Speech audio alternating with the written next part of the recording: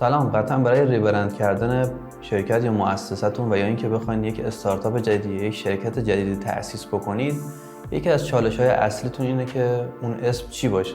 تو این ویدیو میخوام کمکتون بکنم که اسم برندتون رو بهتر انتخاب بکنید. اینجا کانال تبلیغاتی پژیکساست.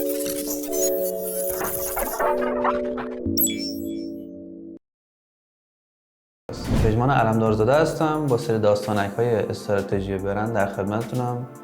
این داستانک‌ها میتونه به شما کمک بکنه که برندتون رو پروموت بکنید.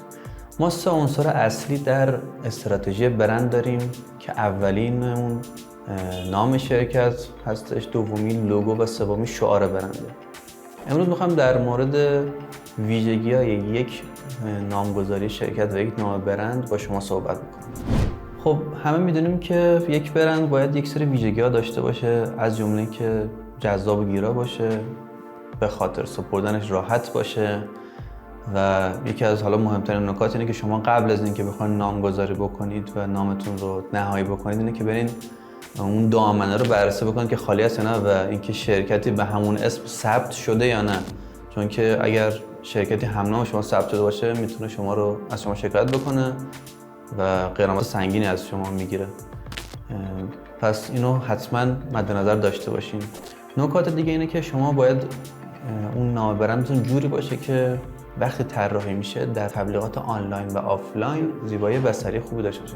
همچنین باید اون نام برند متناسب با شخصیت برند شما باشه. برند شما چه سنی داره، چه اخلاقی داره، چه تیپی میزنه، این خیلی مهمه. شما مثلا برندتون اگر در میان سالی باشه، یک فرد جدی باشه، لاکچری باشه، همه اینها توی نامگذاری متفاوت میشه و باید اون حسی که نام برند به شما به اون شخص میده متناسب با شخصیت برند شما باشه.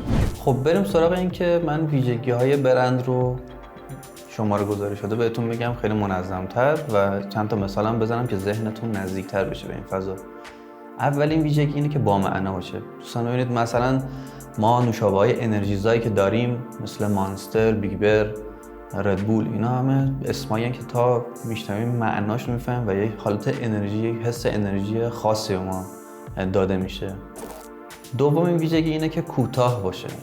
برند شما نباید یک اسم طولانی داشته باشه که اون شخص هم سخت بخواد به خاطر بسپاره اونو و توی تبلیغات و کمپین هاتون تکرار اون اذیت کننده باشه. ویژگی سوم اینه که شما باید برندتون اسمش متمایز باشه. قطعا دیدید افرادی رو که فکر میکنن دارن زرنگبازی در میارن و اسم برندشون رو شبیه برندهای دیگه میذارن یا حالا توی همون وزن و آهنگ. خب این اولا که یک حس فیک به اون شخص میده و اعتبارش رو به نظر من زیر سوال میبره.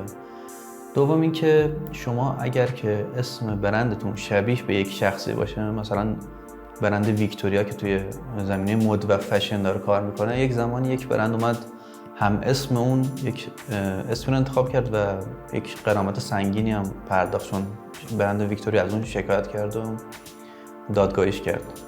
پس این متمایز بودن رو حتما حفظ بکنید.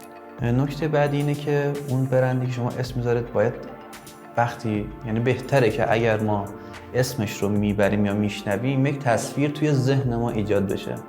قطعاً برندهایی مثل اپل، جگوار و آمازون رو وقتی میشنوید یک تصویر توی ذهنتون ایجاد میشه و چه خوبه که شما هم برندتون همچین ویژگی رو داشته باشه. یکی دیگه از مهمترین ویژگی‌هایی که نام برند شما باید داشته باشه اونه که یک آهنگ دلنشینی داشته باشه وقتی شما اونو میخونید، مثل برند نایکی، آدیداس که یک آهنگ وزین خوبی دارن و حس خوبی میدن موقع که آدم میشنوه اون. آخرین ویژگی اینه که نام برند شما باید ساده باشه و در نوشتار و شنیدارش خطایی برای اون شنونده ایجاد نشه. به عنوان مثال شما فرض کنید اگر به شما بگن اسم یک برند رازیه، اون حرف ز رو با تازا می نویسید یا با سادزاد یا با رزه حتی، مطمئنا این یک خطای ادراکی برای اون شخص ایجاد میکنه و سعی هم بکنید که حروف اختصاری استفاده نکنید مثل BMW و IBM و احتمال زیاد برای اون شخصی که میشنوه یک اشتباهی پیش میاد.